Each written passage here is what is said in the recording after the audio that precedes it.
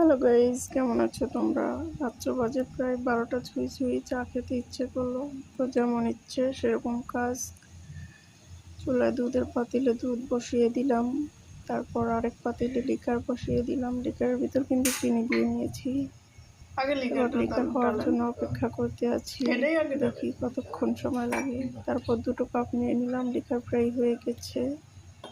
একটা ছেঁকনি নিয়ে নিলাম ছাকার জন্য। তো প্রথমে আমরা দুধটাকে ঢেলে নেব। 2টো কাপে দুধটা ঢেলে নিলাম, যেহেতু আমরা 2জন মানুষ খাবো, আমি আর আমার হাজব্যান্ড, তো সেই অনুযায়ী 2টো কাপে দুধ ঢেলে নিচ্ছি।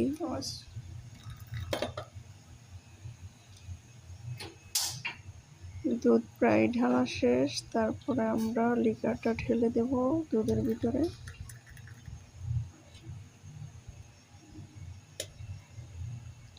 তো এখানে উনি লিকারটা দুধের ভিতরে ঢেলে দিচ্ছে, 2টো কাপই ঢালতেছে।